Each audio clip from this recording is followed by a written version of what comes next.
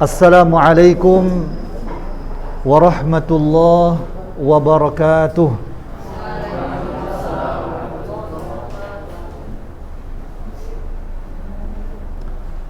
Alhamdulillah, wassalatu wassalamu ala rasulillah wa ala alihi wa sahbihi wa mawalah. Ya, anak-anak Ustadz yang Ustadz cintai dan Ustadz banggakan, ya, insyaallah nanti ke depan, ya, Ustadz diberikan amanah untuk mengajarkan kepada kalian pelajaran fikih dan kitab fikih yang mau kita pelajari. Ya, terjemahannya sudah ada. Ya, kitabnya itu judulnya kitab Al-Wajiz. Al-Wajiz. Kalau terjemahannya agak tebal ya. Ya, ini dia. Tapi yang kita gunakan adalah dengan berbahasa Arab. Nah, jadi di sini ya bukunya itu agak dicoret-coret. Ya, karena satu enggak ada barisnya. Ada barisnya atau tidak yang di kitab? Tidak ada barisnya. Jadi kita barisi, kemudian ya kita artikan satu persatu. Ya, karena ini kitabnya yang kita apa namanya yang mau kita pelajari itu enggak begitu tebal. Ya, tebal atau tidak? Saya nggak tahu. Oh ya, ya nggak begitu tebal ya. Nah, insyaallah nanti. Tapi masalahnya ada berapa orang yang ada baru yang udah ada kitabnya? Hah? Baru 2 orang. Iya, baru 2 orang ya. Insyaallah nanti minggu depan udah ada ya. Iya kan? Kan dari sekolah udah di apa kan? Tinggal apa namanya? Ya, diambil ya. Iya. Iya kan? Ya, diambil. Karena kalau tanpa buku ya kita tidak akan bisa belajar. Ya, akan tetapi di sini ya nanti insyaallah nanti ke depan kita akan ulangi kembali. Ya, pembahasan kita adalah Kitabul Janaizi. Ya, bab mengenai jenazah. Ya, janaiz. Janaiz ini jamak dari janazatun. Ya, janaiz. Ya, ini jamak dari ya, ini jamak dari apa? Janazah. Ya. Janazah sudah bahasa Indonesia atau tidak? Udah kan? Kalau kita menyebutkannya apa? Jenazah. Nah, jenazah. Tapi bahasa Arabnya apa? Janazah. Nah, ya, janazah. Ya.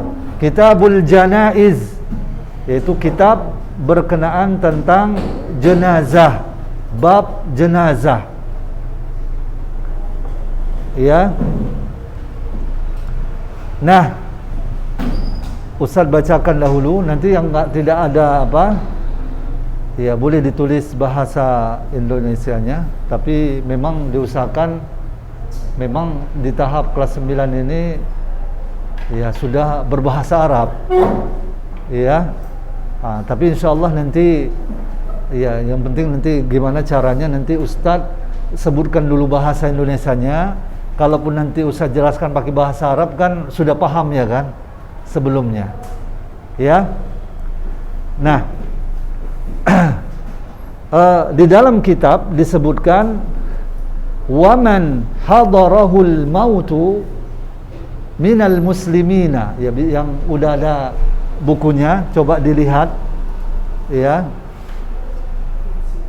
Waman, dan siapa, ya, dan siapa saja ya yang berada pada detik-detik kematiannya.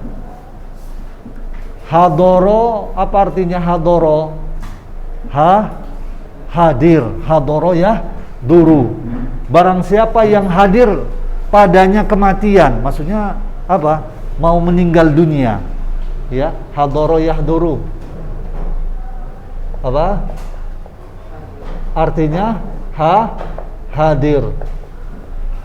Ya, barang siapa yang hadir kepadanya kematian, artinya siapa yang yang datang padanya detik-detik kematian, minal muslimina, dari kalangan kaum muslimin. Jadi siapa saja yang mau meninggal dunia di kalangan kaum muslimin, wa man hadarahul mautu minal muslimin, ya, idza nadarna ahadan minal muslimina sayamut, ya, apabila kita lihat ada seseorang dari kaum muslimin mau meninggal, mau meninggal, ya, nadaba li ahlihi, nadaba yandubu, dianjurkan kepada keluarganya, ya, mandub. Makanya kan sering kita menyebutkan apa? Mandub itu artinya dianjurkan. Apa? Mandub atau apa? Mustahab. Apa contoh dari amalan-amalan yang mandub, amalan-amalan yang mustahab, yang dianjurkan? Apa contohnya? Salat rawatib. Kemudian apa lagi? Salat duha. Itu amalan-amalan yang mandub, yang mustahab. Ya, mustahab itu dianjurkan. Ya. Apa? Mustahab. Tapi kita biasanya menyebutkan apa? Disunnahkan. Tapi kata-kata sunnah itu, sunnah bisa wajib. Ya, sholat 5 waktu itu sunnah Nabi atau tidak? Sunnah, wajib hukumnya. Sunnah itu ada hukumnya mustahab, ada hukumnya wajib, dan ada sunnah itu, sunnah Nabi. Kalau kita tinggalkan bisa kafir kita. Apa contohnya sunnah? Yang kalau kita tinggalkan kita jadi kafir. Ya, ini semuanya berkaitan tentang masalah akidah, beriman akan adanya surga dan neraka. Keimanan kita adanya surga dan neraka itu disebut dengan apa? Sunnah juga. Makanya ulama-ulama dulu ketika mereka menyebutkan hal-hal yang berkaitan dengan akidah, mereka menyebutkan ini sunnah. Jadi kalau sunnah yang berkaitan dengan akidah kita tinggalkan, kita bisa apa? Bisa murtad dari agama. Makanya yang cocok, ya, ketika kita menyebutkan ini dianjurkan, itu dengan kata-kata itu mustahab. Ini adalah amalan yang mustahab. Ini amalan yang mandub. Apa artinya? Dianjurkan. Nanti kok ini amalan yang disunnahkan? Sunnah itu bisa wajib, bisa dianjurkan. Nah, itu makanya harus paham kalian ya makna sunnah. Kan banyak ada sunnah. Misalkan sunnah Nabi yang wajib, misalkan kalau ditinggalkan berdosa, ya, memakai janggut, ya, memanjangkan janggut, itu sunnah Nabi. Hukumnya apa? Hukumnya apa? Wajib. Ya kan? Bukan mustahab dia. Karena ini untuk membedakan antara laki-laki dengan perempuan. Makanya ada sebagian ulama menyebutkan apa? Laki-laki yang tidak mau memelihara janggut disebut apa? Disebut apa? Bencong. Dibilang apa? Bencong. Dibilang bencong. Dan kalau sampai-sampai disebutkan melihat wajahnya pun harus godul basor. Kenapa? Mirip perempuan. Kenapa? Nggak ada membedakan antara laki-laki dengan perempuan. Perempuan nggak ada jenggotnya, ya kan? Laki-laki ada jenggotnya, jadi lain. Ada gagahnya. Coba antum melihat itu artis-artis Korea itu, kan mirip kali perempuan, ya kan? Iya, mirip kali. Nggak bisa dibedakan itu. Coba kalau ada apa namanya janggutnya, baru bisa dibedakan. Nadaba li ahlihi, ya bisa dilihat di bukunya, dianjurkan kepada keluarganya. Iya. Jadi siapa yang melihat seseorang yang akan meninggal dunia, udah apa namanya, mau meninggal dunia, tapi kalau ya mau meninggal dunia, maka dianjurkan kepada keluarganya an yulaqinuhu asyhadata. Dianjurkan kepada keluarganya untuk mentalkinkan syahadat. Ya, yaitu mentalkinkan. Talqin apa artinya talqin? Apa artinya talqin? Mengajarkan. Iya, mengajarkan la ilaha illallah. Mengajarkan itu dibimbing dengan untuk mengucapkan apa? La ilaha illallah. Tapi kalau udah nggak sadar udah susah ya kan. Tapi biasanya kalau dia masih sadar terus apa namanya agak tersengal-sengal, apa namanya udah berat kali nafasnya, itu kita apa namanya ajarkan, talqinkan dia la ilaha illallah. Jadi mentalqinkan ini, mengajarkan la ilaha illallah ini adalah ya ketika ketika seseorang itu mau meninggal dunia, bukan setelah dia sudah masuk di alam kubur ditalqinkan. Ini tidak apa namanya, ini tidak ada diajarkan oleh Nabi. Kalaupun ada hadisnya, tapi hadisnya lemah.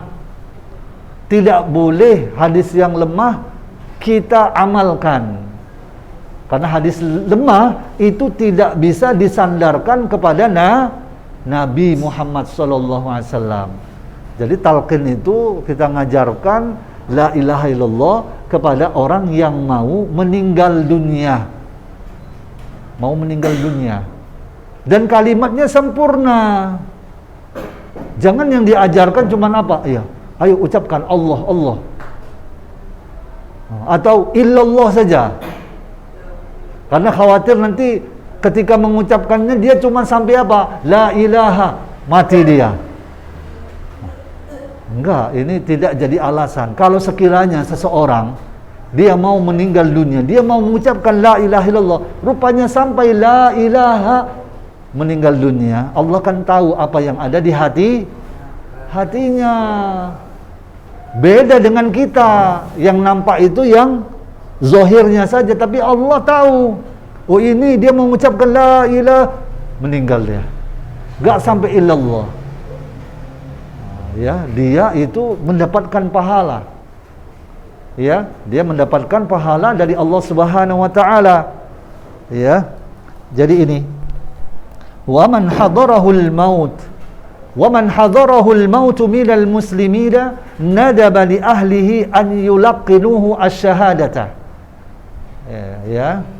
Fa idza ra'ayna ahadan minal muslimina sayamut fa'alaina an nulaqqinahu bis-syahadah. Nulaqqin talqinan bis-syahadah. Fahimtum? Iya. Ya. Ya, mad dalil, apa dalilnya? Ya, bisa dibaca. Coba antum siapa namanya? Firdaus, ya. Fadhal. Coba Firdaus baca yang Arabnya yang tadi yang Ustaz sebutkan. Wa man hadarahu. Wa man hadarahu al-maut minal muslimina nadaba li ahlihi an yulaqqinuhu asy-syahadah. Iya, an yulaqqinuhu asy-syahadata. Ya, na'am. Nah, nastamir, kita lanjutkan. Ya, dalilnya adalah hadis yang diriwayatkan oleh Abu Sa'id Al-Khudri radhiyallahu an. An Abi Sa'idin Al-Khudri radhiyallahu anhu qala Qala Rasulullah sallallahu alaihi wasallam, dari Abu Sa'id Al-Khudri radhiyallahu an, dia berkata, Rasulullah sallallahu alaihi wasallam bersabda, laqinu, ya, tuntunlah, ajarkanlah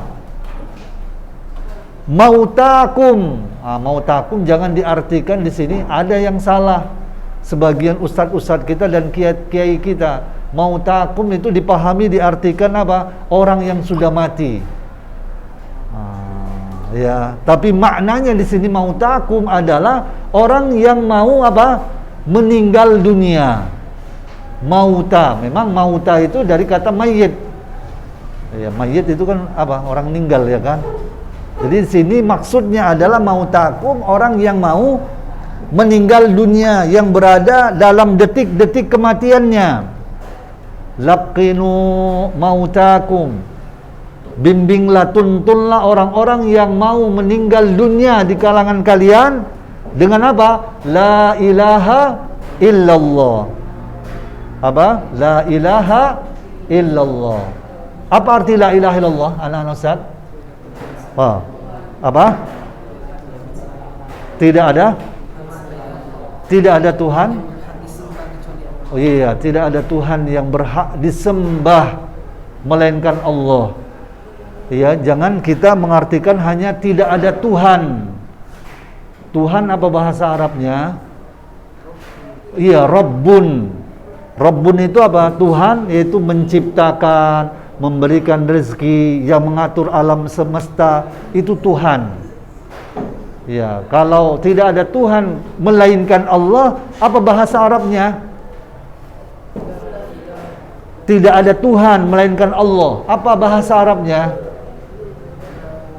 La Rabba illallah. Itu tidak ada Tuhan melainkan Allah. Dan kita lihat, ya, banyak orang yang mengartikan la ilaha illallah tidak ada Tuhan melainkan Allah. Kalau arti la ilaha illallah tidak ada Tuhan melainkan Allah, orang kafir musyrikin dahulu di zaman Nabi sudah mempercayai la ilaha illallah.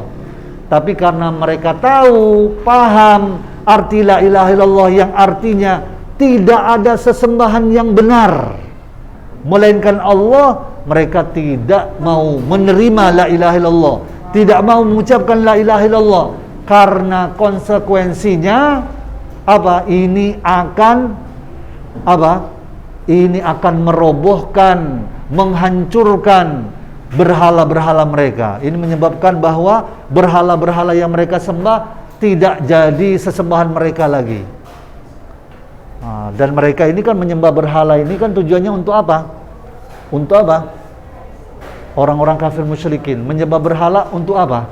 Ma na'buduhum illa liqarribuna ilallahi zulfa.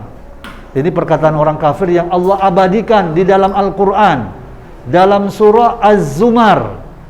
Ya, perkataan orang kafir musyrikin apa? Kami tidak menyembah berhala-berhala ini. Kami tidak menyembah mereka kecuali agar mereka mendekatkan kami kepada Allah. Jadi tujuan mereka Allah. Ini hanya perantara saja. Karena mereka menganggap apa? Orang-orang kafir itu menganggap apa? Kami ini orang-orang yang kotor, banyak dosa. Jadi kalau kami ibadah langsung kepada Allah, itu kurang adab. Iya, kurang adab. Jadi harus pakai perantara melalui orang-orang suci. Ya, melalui perantara orang-orang yang suci. Yaitu Lata. Lata itu siapa? Iya, berhala. Berhalanya apa? Berhalanya bentuknya apa? Seperti patung. Iya, Lata itu kuburan. Lata itu orang soleh. Iya, kerjaannya apa?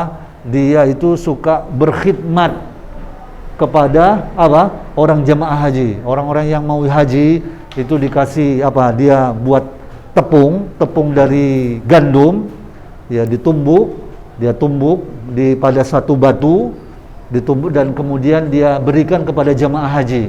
Nah, ketika Lata ini meninggal dunia, maka kuburannya dikeramatkan. Kayak sekarang ini, kuburan-kuburan yang dianggap wali dikeramatkan. Dan yang dikeramatkan oleh Lata itu 2, kuburannya, kemudian yang kedua apa? Batu gilingan, ya, batu yang dia gunakan untuk menggiling gandum yang nanti yang itu diberikan kepada jemaah haji, itu juga dikeramatkan. Nah, mereka orang-orang kafir musyrikin menyembah ya Lata ini, yaitu kuburan dan batu gilingannya itu cara ibadahnya bukan sujud ke kuburan ini, bukan sujud ke mana? Ke batu ini. Bagaimana dia cara ibadahnya? Mereka menyembah ini dengan menyembelih apa? Menyembelih binatang di depan kuburan ini. Dan kemudian yang kedua apa? Cara ibadah mereka? Mereka iktikaf. Jadi iktikaf itu ibadah. Makanya hati-hati kalian, iktikaf semedi di kuburan. Nah, ini udah salah satu bentuk ibadah penyembahan kepada apa? Kuburan. Oh, khatam Quran 30 juz di kuburan. Nggak boleh. Nabi SAW laknatullah. Nabi SAW menyebutkan apa? Laknatullah alal yahudi wan nasara ittakhadhu kubur anbiya'ih masajid. Nabi SAW sebelum meninggal dunia beliau menyebutkan, Allah melaknat orang-orang Yahudi dan Nasrani yang telah menjadikan kuburan para nabi mereka sebagai masjid. Apa maksud menjadikan kuburan sebagai masjid? Apa maksudnya? Maksudnya mereka beribadah kepada Allah itu di kuburan. Mereka nggak nyembah kuburan ini, tapi mereka ibadah kepada Allah di kuburan. Yang pada akhirnya ketika mereka beribadah di kuburan, akhirnya nantinya mereka akan menyembah apa? Menyembah kuburan, minta tolong sama kuburan, minta bantuan, minta tolong.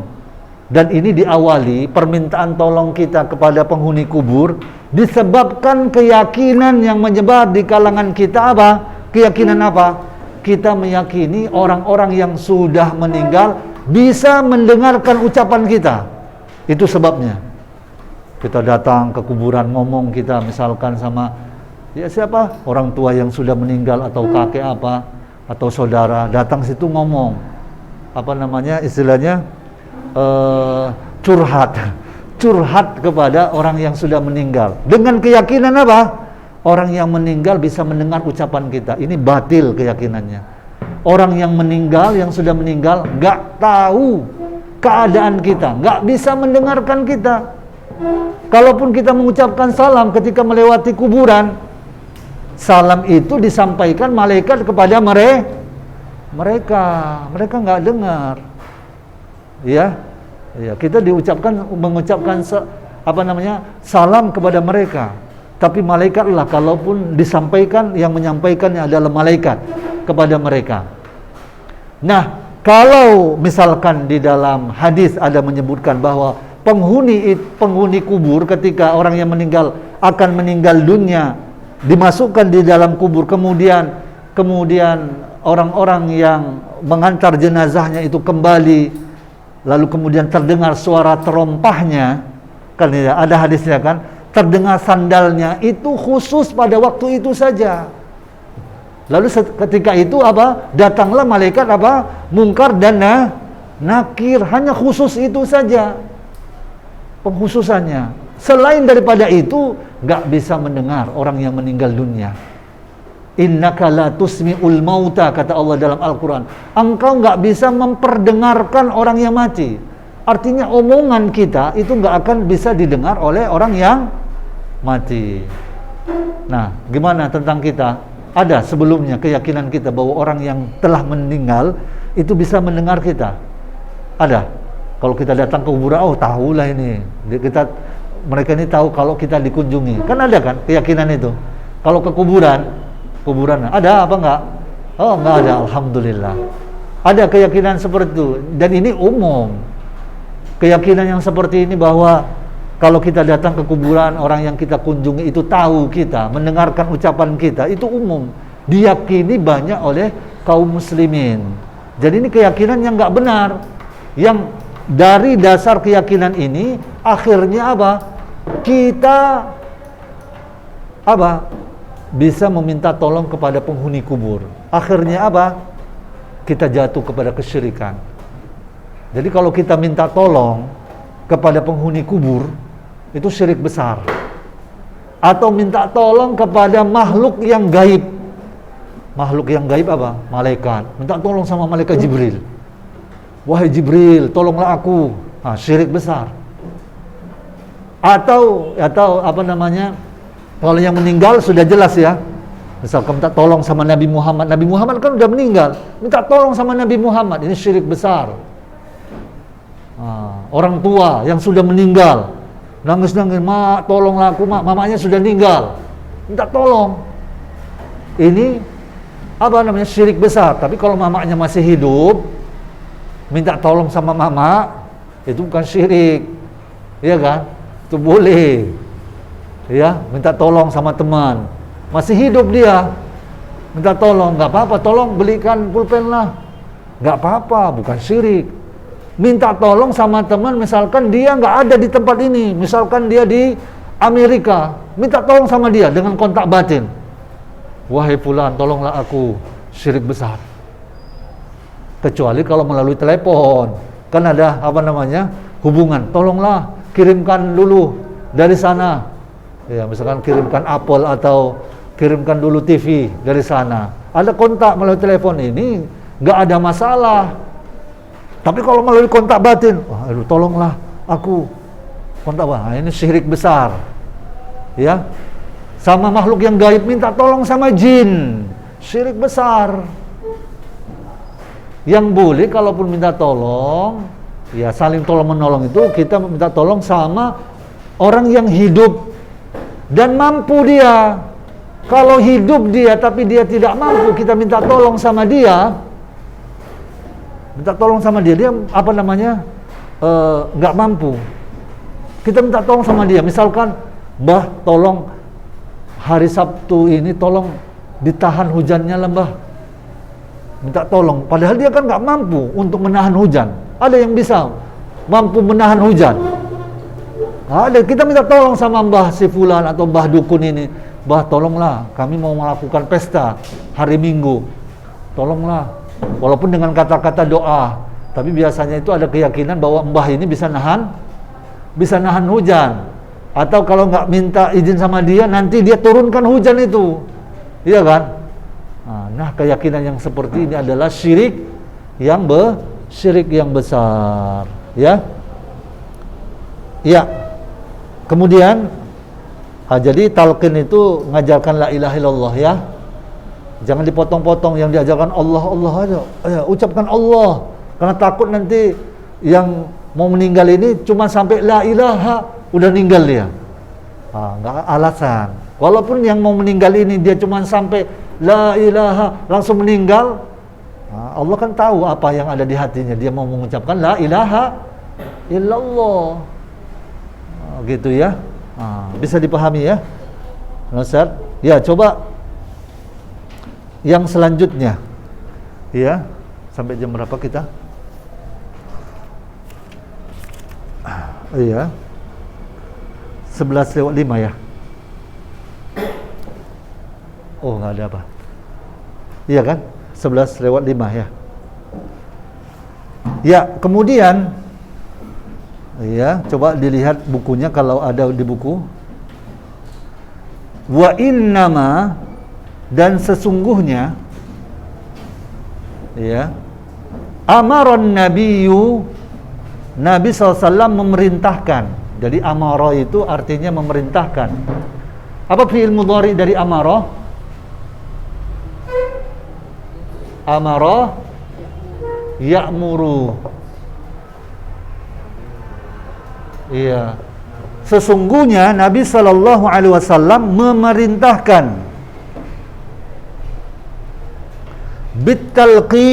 bitalqini, untuk membimbing. Ya, membimbing apa? Membimbing untuk mengucapkan la ilaha illallah.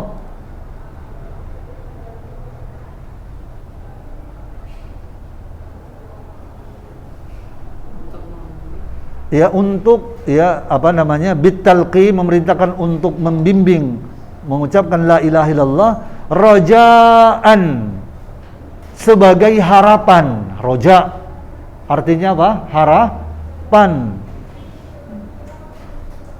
ya, an yakuna akhira, ya, harapan agar akhir. Karena yakunu biasanya kan diartikan apa? Menjadi, ya kan? Tapi di sini nggak usah diartikan. Ya, diharapkan akhir kalamil mayyiti, ucapan orang yang mau meninggal itu adalah apa? La ilaha illallah. Tidak ada sesembahan yang benar melainkan Allah.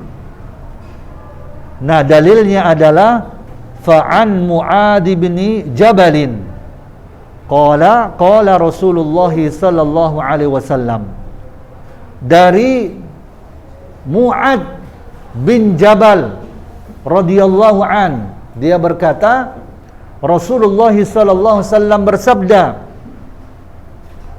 man kana, barang siapa, akhiru kalamihi, ya, ucapan terakhirnya, akhiru kalamihi, akhir ucapannya, la ilaha illallah, la ilaha illallah, dakhalal jannah, maka dia akan masuk ke dalam surga. Barang siapa yang di akhir ucapannya la ilaha illallah, maka dia masuk ke dalam surga. Ini hadis ini mengajarkan kepada kita, kalau sekiranya kita tahu bahwa kita ini dalam keadaan genting, ini kita mau meninggal dunia, kan kita bisa rasakan itu, maka jadikan akhir ucapan kita la ilaha illallah. Setelah itu jangan ngomong-ngomong yang lain, ya, jangan ngomong-ngomong yang lain. Terakhir ini sibukkan aja dengan la ilaha illallah. Kalau kita sudah memang nggak bisa apa, kalaupun wasiat sebelum itu, ya, wasiat yang kita lakukan sebelum itu, kita ingin memberikan nasihat atau apa sebelum itu. Nah kalau kita sudah tahu ini akhir-akhir kita mau meninggal, kita ucapkan la ilaha illallah. Udah, jangan cerita lagi yang lain. Udah, jangan pedulikan yang lain. Udah, sibukkan dengan apa? Diri sendiri kita. Dan jadikan ucapan kita la ilaha illallah yang terakhir. Meskipun setelah itu kita pingsan, tapi kan ucapan yang terakhir kita apa? La ilaha illallah. Walaupun mungkin pingsan sampai apa? 1 hari atau 2 hari, tapi kan akhir ucapan dia apa? La ilaha illallah. Nah, dia akhir ucapannya la ilaha illallah. Meskipun dia habis itu nggak sadar, ya, nggak sadar sampai 3 hari, 5 hari atau seminggu, tapi ucapan yang terakhir yang terucap olehnya itu la ilaha illallah, maka dia masuk di dalam hadis ini. Barang siapa yang di akhir ucapannya la ilaha illallah, maka dia akan masuk ke dalam surga. Tapi ini hanya berlaku orang yang tahu arti la ilaha illallah, orang yang tahu kandungan la ilaha illallah, dia tahu apa rukun la ilaha illallah, nafi. Rukun la ilaha illallah kan nafi dan isbat, menafikan seluruh sesembahan untuk selain Allah. Jadi tidak boleh menyembah kepada selain Allah. Kita hanya menyembah, isbat, menetapkan bahwa yang kita sembah hanya Allah Subhanahu wa taala. Ya, kita mencintai, ya, tauhid dan membenci kesyirikan. Kemudian apa? Ini hanya berlaku untuk orang-orang yang menjauhkan dirinya dari segala yang bisa membatalkan la ilaha illallah. Tapi ya, misalkan dia di akhir ucapannya la ilaha illallah, tapi dia melakukan pembatal la ilaha illallah, nggak taubat dia. Misalkan dia ada ilmu sihir, sampai dia meninggal dunia, dia nggak bertaubat dari ilmu sihirnya. Ada ilmu sihir dia, nggak bertaubat dia, nggak bermanfaat la ilaha illallahnya. Atau dia melakukan syirik, menyembah kepada selain Allah, menyembah kepada Nabi Muhammad, menyembah kepada orang-orang yang sudah meninggal, mau meninggal dunia, la ilaha illallah, nggak bermanfaat la ilaha illallahnya, dan dia terancam neraka kekal selamanya kekal, ya.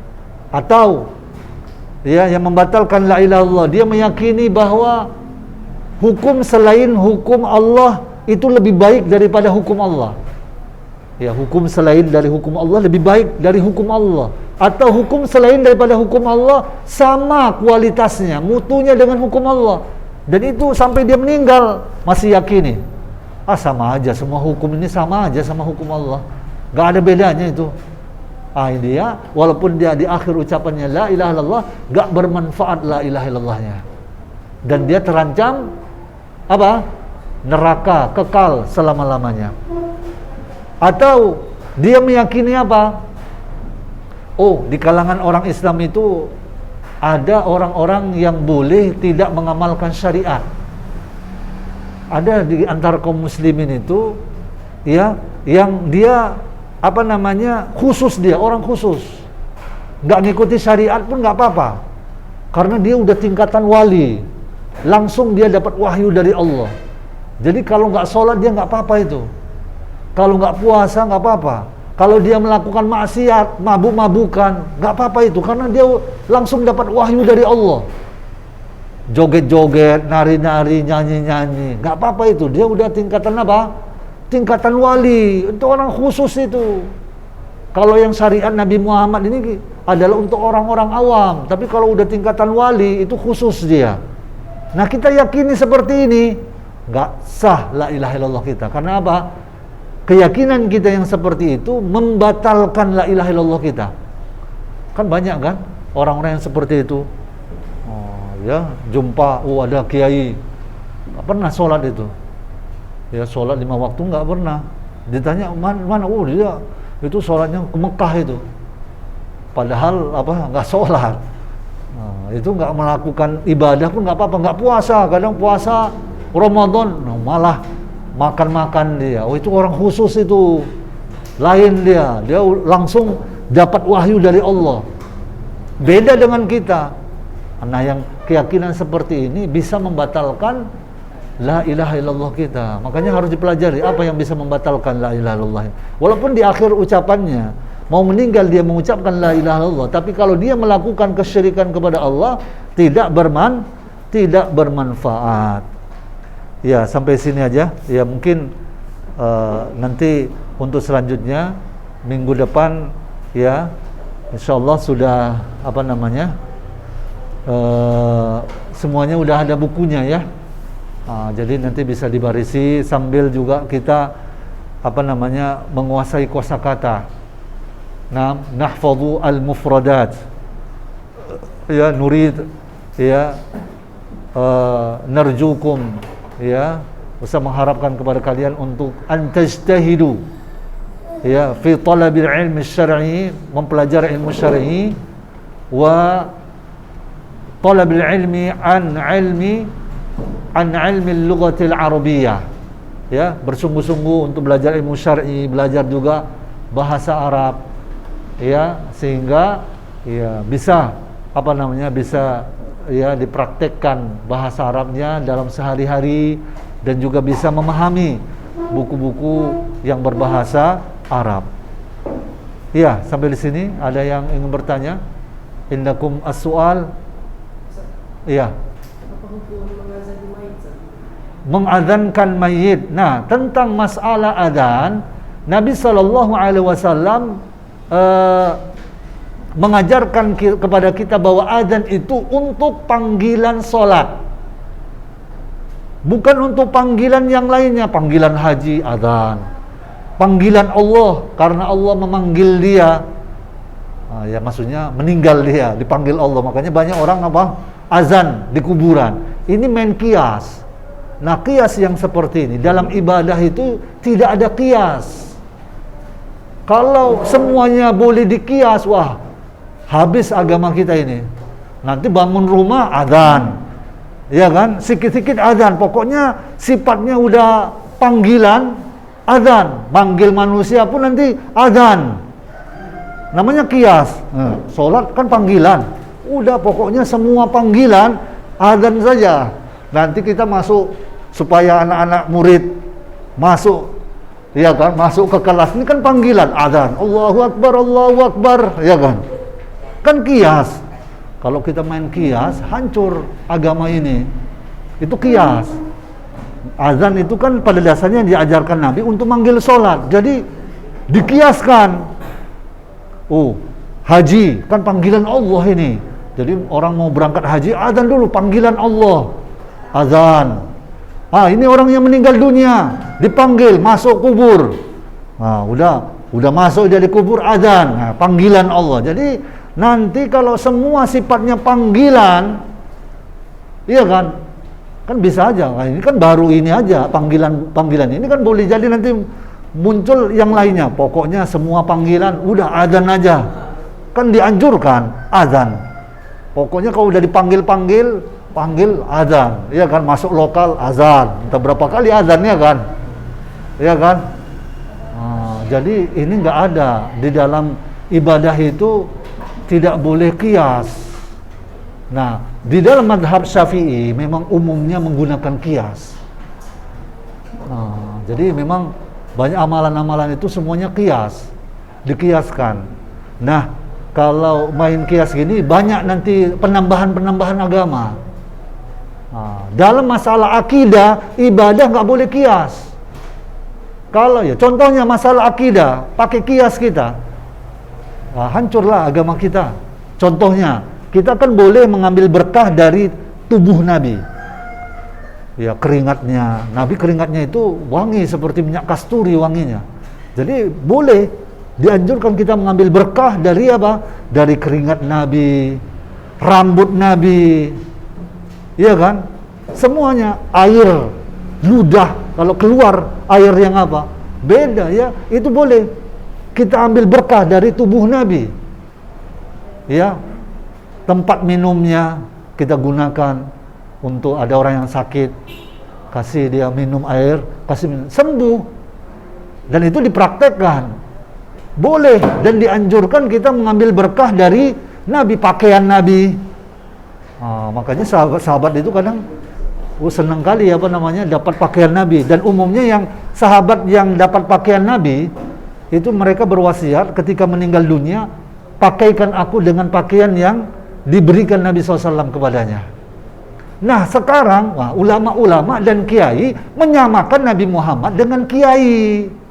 Nabi aja kan boleh diambil berkah, maka ya diambil berkah juga macam ustadz-ustadz ini, rambutnya jadi rebutan diambili, dikantongi, ya kan, rambut, kemudian semuanya lah, bekas air minumnya, ayo rebutan, ya kan. Habislah kalau kita main kias di dalam agama, ya. Itu dia ya. Jadi waktunya sudah habis. Insyaallah nanti kita akan lanjutkan kembali, ya. Ya, bisa dipahami itu ya. Jadi dalam ibadah dan akidah nggak boleh pakai kias. Kias itu menyamakan itu. Alasan, ilat, adanya kesamaan ilat. Nah, ini nggak boleh. Ya, kayak Nabi Muhammad disamakan dengan orang-orang yang soleh. Nah, ini nggak ada di dalam akidah dan ibadah, tidak boleh. Ya, sekian saja. Lebih dan kurang mohon maaf. Wassalamualaikum warahmatullahi wabarakatuh.